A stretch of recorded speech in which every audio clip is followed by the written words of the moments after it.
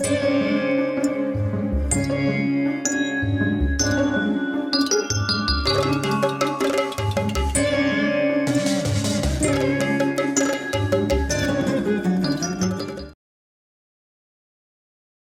పర్వంలో ఈ 20వ అధ్యాయం నుండి 34వ అధ్యాయం వరకు సౌపర్ణోపాఖ్యమని పేరు. ఇందులో గరుత్మంతుని కథ చెప్పబడింది. చాలా ఉపాఖ్యానాలు ఉన్నాయి దీంట్లో. సూత మహర్షి ఇలా చెప్పాడు. అమృతోత్పత్తి సందర్భంలో ఉచ్చైశ్రవం పుట్టింది కదా, దానిని ఒకనాడు సముద్ర తీరాన విహరిస్తున్న కద్రు వినతలు చూశారు. ఒక ప్రక్క చల్లగాలి వీస్తుంది, మరో ప్రక్క సముద్రంలోని నీలి తరంగాలు కొండంత ఎత్తు పైకి లేచి క్రిందపడి దొర్లుకొని వస్తూ ఉన్నాయి. అంత భోర్గరంగా వస్తూ ఉన్నాయి. ఒడ్డున ముత్యాలను పోస్తున్నాయి. వచ్చి వచ్చి వచ్చి అట్లా ఆ నురుగు అంటామే, నురుగు అట్లా పోస్తుంది తీసుకొచ్చి. అట్లా ముత్యాలు పోసినట్టు చుక్కుకొని వస్తూ ఉంటాయి. దాన్ని అట్లా చూస్తూ ఉంటే ఎన్ని గంటలైనా చూస్తూ ఉండాలనిపిస్తుంది. ముత్యాలు పోసి వెళ్ళిపోతున్నట్టు నీళ్లు వెళ్ళిపోతూ ఉంటాయి. అక్కడంతా ముత్యాలలాగా ఉంటుంది అది మొత్తం చూస్తూ ఉంటే. ఒక్క క్షణంలో మళ్ళీ అవన్నీ టక్ టక్ టక్ టక్ టక్ ఆ గాలి బుడకలు ఒక క్షణంలో అన్నీ వెళ్ళిపోతాయి. ఆ మురుగు, అక్కడి వాతావరణం ఎంతో ఆహ్లాదకరంగా ఉంటుంది.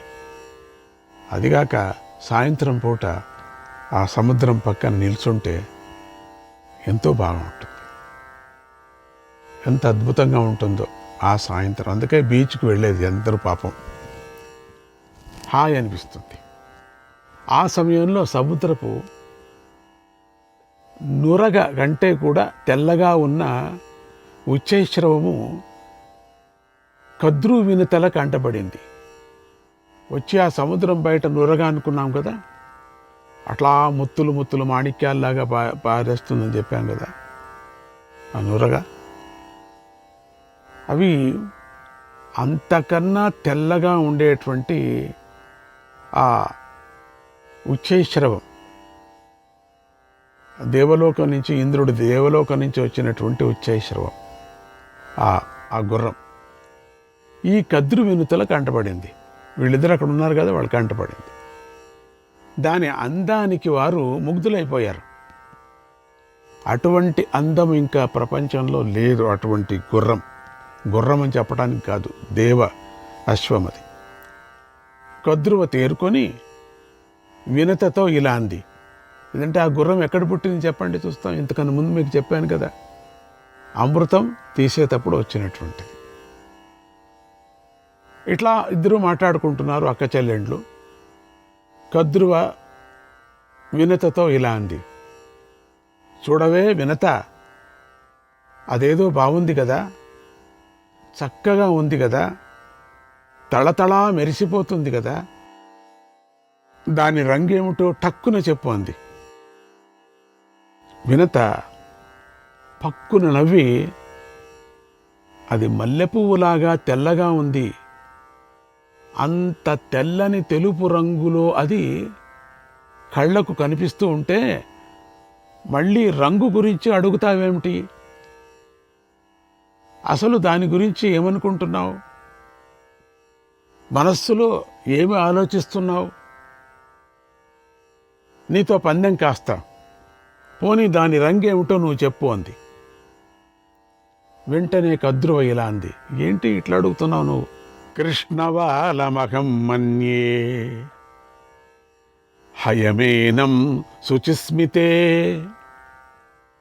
ఏహి సార్థం మయా దీవ్య దాసీభావాయ భామిని.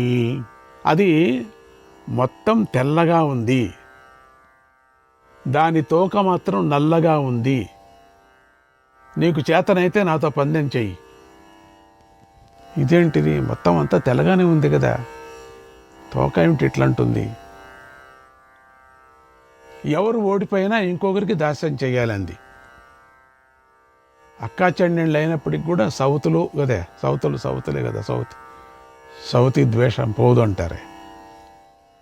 గుర్రం తెల్లగానే ఉంది, దాని తోకే నల్లగా ఉంది.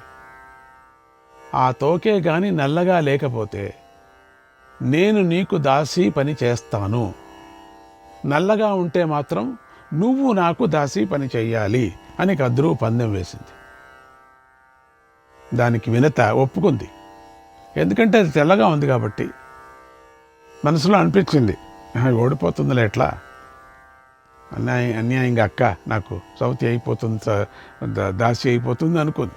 ఒప్పుకోదు. సౌతలిద్దరూ కూడా పందెం అంటే పందెం అనుకున్నారు. ఊరికే ఉండకుండా పందెం కాశారు. సంగతి తెలుసుకుందాం అనుకున్నారు. ఎవరికి వారు తమ పందెమే నెగ్గాలనుకున్నారు.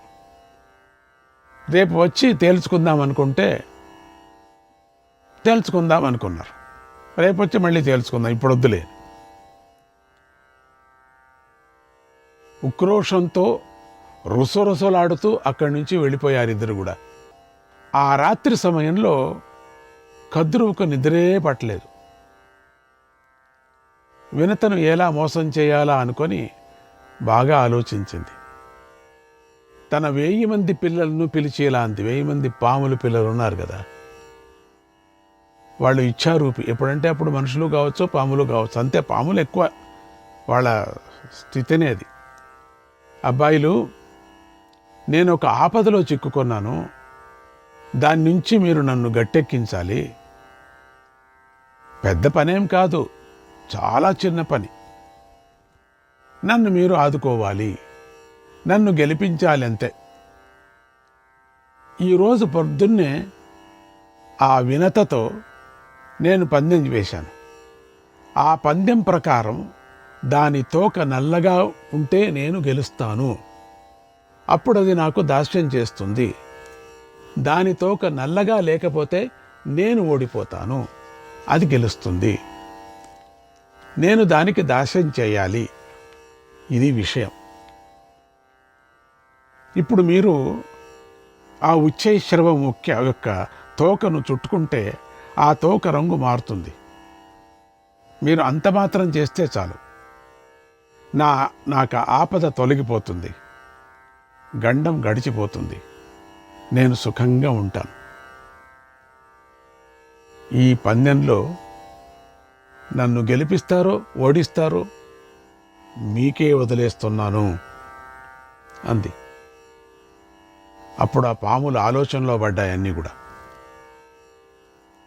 ఇప్పుడు కద్రువుతో చెప్తున్నాయి, అమ్మా ఇది అధర్మం కదమ్మా, వినతమ్మ నీకు సొంత చెల్లెలు కదా, పైగా మాకు పిన్ని, మేము పినతల్లికి మోసం చేయలేము, నీ కోరిక తీర్చలేము, క్షమించు అన్నాయి.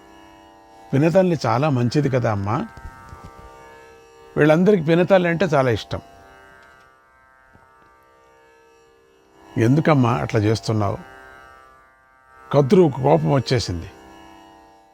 ఆవిడికి ఏదో మంట లోపల, అద్భుతమైనటువంటి గరుక్మంతుడు పుట్టాడే దానికి, అది అందుకని ఏదో కోపం లోపల మొత్తానికి. ఎట్లన్నా కానీ దాన్ని ఏమన్నా చేయాలని చెప్పేసి కద్రువు కోపం వచ్చేసింది బాగా. ఇలా అంది, ఎంతో కష్టపడి మిమ్మల్ని పెంచి పెద్ద చేసినందుకు మీరు ఇచ్చే ప్రతిఫలం మీద ఎంత కష్టపడ్డా మిమ్మల్ని పెంచాలంటే, 100 మందిని పెంచేదేం కష్టం, ఎంత కష్టం తెలుసా? ఒకటి అట్లా పోతుంది, ఒకటి ఇట్లా పోతుంది, ఒకటి సందులో దూరుకుంటుంది, ఇంకోటి ఎక్కడో పోతుంది, ఎక్కడ ఏమి పట్టుకుపోతుందో, ఎక్కడే కాకెత్తకపోతుందో, ఎక్కడే గూబె ఎత్తకపోతుందో. మిమ్మల్ని ఎంత రక్షణ చేసుకున్నాను, మిమ్మల్ని ఒక తల్లి, నేను ఇంత తల్లిగా ఉండి ఎంత మీకు నా ప్రాణం ఇచ్చేశాను. నేను ఎంతో ప్రాణంగా చూసుకున్నందుకు మీరు చూపించే కృతజ్ఞత ఇదే. అయితే నా మాట కూడా వినండి, మీరందరూ కూడా జనమేజయ మహారాజు చేసే యజ్ఞంలో భస్మమైపోండి అని శపించింది. ఇంకేముందండి, ఎంత మంచిదికేమో అనిపిస్తుంది. ఈ 100 పాములు 1000 పాములు అయిపోతాయి, 1000 పాములయ్యి 1,00,000 పాములు అయిపోతాయి, 1,00,000 పాములు మామూలే కదా అంతా. ప్రపంచమంతా పాములే అయిపోతే తల్లినే శాపం పెట్టేసింది. ఆ యజ్ఞం ఎందుకు వస్తుందని ఆ లింకు రావటానికోసం వ్యాస భగవానుడు మనకు నేర్పిస్తున్నాడు. ఆ శాపాన్ని బ్రహ్మదేవుడు విని వెంటనే తథాస్తు అన్నాడు. అదే కావలసింది. దేవతలు కూడా తథాస్తు అన్నారు. ఎంత బాగుంది! ఆ శాపం, తల్లి శాపం పెడుతూ ఉండగానే బ్రహ్మదేవుడు తథాస్తు అన్నారు, మిగతా దేవతలంతా తథాస్తు అన్నారు. యుక్తం మాత్రా కృతం తేషాం పరపీడోపసర్పిణాం అన్యేషామపి సత్వానాం నిత్యం దోషపరాస్తు యే తేషాం ప్రాణాంతకో దండః దైవేన వినిపాత్యతే ఏవం సంభావ్య దేవస్తు పూజ్య కద్రూంచ తాం తదా. ప్రాణికోటికి మేలు జరగాలనే దృష్టితో దైవవశాత్తు కద్రువ తన పిల్లలకు తానే శాపమిచ్చి మేలు చేసింది. చూడండి, ఇదంతా జరగటానికే ఈ వీళ్ళిద్దరికి పందెం కాచుకున్నారేమో అనిపిస్తుంది. కేవలం మానవులకే కాదు, తప్పు చేసిన ఇతర ప్రాణులకు కూడా దైవమే ఇలాంటి ప్రాణాంతకమైన శిక్షను విధిస్తుంది. ముందుగానే తీర్మానం చేసి పెట్టింటారు పరమాత్ముడు. అందరినీ దైవమే నడిపిస్తుంది, అందరికీ దైవమే మేలు చేస్తుంది. కద్రువ తన కుమారులను ఇలా శపించినందుకు బ్రహ్మదేవుడికి సంతోషించాడు. బ్రహ్మదేవుడు కశ్యపుడిని పిలిచి, ఓ మహర్షి, అందరినీ దైవమే నడిపిస్తుంది, అందుచేత మీ భార్య అయిన కద్రువుపై కోపించవద్దు. విషాన్ని హరించే విద్యను మీకు ప్రసాదిస్తున్నాను అని ఆ విద్యను కశ్యపుడికి ప్రసాదించాడు. తల్లి శాపానికి నాగులందరూ నిర్ఘాంతపోతే కర్కోటకుడు మాత్రం వెంటనే తేరుకున్నాడు.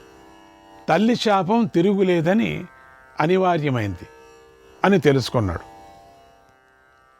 తల్లి మాట నెరవేర్చకపోతే ఇంకెంత ప్రమాదం సంభవిస్తుందో అని భయపడి కద్రువుతో ఇలా అన్నాడు, అమ్మా, శాంతించు, కోపాన్ని విడిచిపెట్టు. ఇప్పటికే ఎంతో దారుణం జరిగిపోయిందమ్మా, తిద్దుకోలేనంత అనర్థం జరిగిపోయింది. నేను నీ మాట పాటిస్తాను. మిగతా వాళ్ళందరికీ శాపగ్రస్తులైపోయారు, వాళ్ళు వాళ్ళ కుటుంబాలు. ఇది మాత్రం ఒకటి ఎందుకో తేరుకొని చెప్తుంది, నీ మాట నేను పాటిస్తాను, నువ్వు చెప్పినట్లే నడుచుకుంటాను. నా నల్లని శరీరంతో, కర్కోటకుడికి శరీరం నల్లగా ఉంటుంది, కర్కోటక సర్పము అని, ది కింగ్ కోబ్రా అని అంటారు దాన్ని. ఇప్పటికీ కూడా అప్పుడప్పుడు కనపడుతూ ఉంటాయి అవి అంతే, ఇంకా అస్సలు ముట్టుకుంటే చాలు విషమేవి, కరిస్తే కాదు, ఇక ముట్టుకుంటే చాలు. నా నల్లని శరీరంతో ఆ గుర్రం యొక్క తోకనే మిరింగేస్తాను, చుట్టేసుకుంటాను. తోకని ఇట్లా మింగేసి అట్లా పట్టుకుంటాను, అంతే. ఏం చేయలేను నేను, తోకను మింగలేను, తినలేను, పట్టుకుంటా. తోకంతా మొత్తం నల్లగా ఉండిపోతుంది కదా. ఆ ఆపద నుండి నిన్ను గట్టెక్కిస్తానమ్మా, పందెంలో నిన్ను గెలిపిస్తానమ్మా అన్నాడు. ఆ మాటలు విని కద్రువ చాలా సంతోషించింది. ఆమె కోపం చల్లారింది, మనస్సు కుదుట పడింది. అమ్మ ఒకడైనా ఉన్నాడు కదా నాకు అని. రోజు గడిచింది, తెల్లవారింది. అక్క చెల్లెళ్ళు అయినటువంటి కద్రు వినతలు సముద్రం దగ్గరకు వచ్చారు. ఇంతలో కర్కోటకుడు తల్లి ఆజ్ఞను పాటించాలి అని నాగులందరికీ చెప్పాడు. అందరూ సరే అన్నారు. మాతృశాపం నుండి విముక్తి పొందాలని నిర్ణయించుకున్నారు అందరూ కూడా. వెంటనే ఆ కాలసర్పాలు కదిలి ఉచ్చైశ్రమం ఉన్న చోటుకి చేరాయి. దాని తోకను చుట్టుకున్నాయి, అన్నీ చుట్టేసుకున్నాయి మొత్తం. ఇంతలో కద్రు వినతలు ఎంతో సంతోషంగా ఆకాశ మార్గం గుండా వచ్చారు, సముద్ర తీరానికి చేరుకున్నారు వాళ్ళు. అక్కడ గల ఉచ్చైశ్రవాన్ని చూశారు. కద్రువు ముఖం వెలిగిపోయింది, వినత ముఖం వాడిపోయింది. కద్రువు చెప్పినట్టుగానే నిజంగా ఆ గుర్రం యొక్క, తెల్లని గుర్రం యొక్క తోక నల్లగా ఉంది. వినత ఓడిపోయింది, కద్రువ గెలిచింది. పందెంలో అనుకున్న మాట ప్రకారం కద్రువకు వినత దాసి అయ్యింది. ఎందుకంటే ముందు జరగబోయేది ఆవిడకి తెలుసు, అందుకని కోపంగా ఉంది. ఇది కద్రువుకు సేవ చేస్తుంది. అదే సమయంలో వినత యొక్క రెండవ గ్రుడ్డు నుండి, ఇప్పుడు చూడండి, ఈవిడికి అది తెలుసు దివ్యజ్ఞానంతో. రెండవ గ్రుడ్డు నుండి, అట్లా గుడ్డుని ఏం చేయలేదు కదా, చాలా అట్లా పెట్టు చెప్పేశారు కదా. మొదటి గుడ్డు నుంచి వచ్చినవాడు కాళ్ళు అనుకున్నాం కదా, కాళ్ళు లేకోకుండా ఉన్నాడు అని చెప్పి. ఈ రెండవ గ్రుడ్డు నుండి గరుత్మంతుడు పుట్టే సమయం ఆసన్నమైంది. గరుడు తనంత తానే అండాన్ని పగలగొట్టుకొని జన్మించాడు. ఆ పక్షీంద్రుడు మహాబలవంతుడు, మహాపరాక్రమవంతుడు, కామరూపి, ఎక్కడికైనా వెళతాడు. తన తేజస్సుతో దిక్కులను మరింత కాంతివంతం చేస్తున్నాడు. ఆ గరుత్మంతుడు పచ్చని కళ్ళతో అగ్నిహోత్రుడిలాగా ప్రకాశిస్తున్నాడు. పుట్టగానే ఆకాశానికి ఎగిరిపోయాడు గరుత్మంతుడు. ఆ గరుత్మంతుడిని చూసి దేవతలు భయపడి అగ్నిదేవుణ్ణి ప్రార్థించారు. ఓ అగ్నిదేవా, నువ్వు ఎప్పుడూ కూడా ఇలా జ్వలించలేదు, విజృంభించలేదు, కానీ ఇప్పుడెందుకు ఇలా విజృంభిస్తున్నావు అన్నారు. అగ్నిదేవుడు చెప్తాడు, దేవతలారా, అతడు నేను కాదు. వీళ్ళంతా అగ్ని అనుకున్నారు పాపం. ఆ గరుత్మంతుడు ఎగిరింది చూసి. అతడు వినతాకుమారుడైన గరుత్మంతుడు. తల్లికి ఆనందం కలిగించటానికై జన్మించాడు. అతడు కశ్యప మహర్షి కొడుకు. సర్పాల బాధ నుండి రక్షించటానికై జన్మించాడు, అమ్మను విముక్తిని చేయటానికి. దేవానాంచ హితే యుక్తః త్వహితో దైత్యరక్షసాం. అతడు దేవతలకు మేలు చేస్తాడు, రాక్షసులకు శత్రువు. కనుక మీరు భయపడవలసిన పని లేదు. నాతో కలిసి ఆ మహాత్ముడిని దర్శించండి అన్నాడు. అగ్నిదేవుడి మాటను పాటించి దేవతలు, ఋషులు ఎంతో సంతోషంతో గరుత్మంతుడిని దర్శించారు. ఇలా స్తుతించారు గరుత్మంతుడి. త్వం ఋషిస్త్వం మహాభాగః త్వం దేవః పతగేశ్వరః.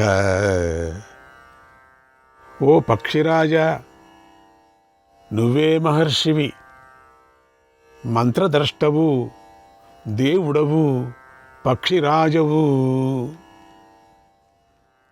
చెప్పండి. ఖగేశ్వరం శరణ ముపాగతా వయం మహోజసం జ్వలన సమానవర్చసం తడిత్ప్రభం వితిమిర మబ్రగోచరం మహాబలం గరుడ ముపేత్యకేచరం.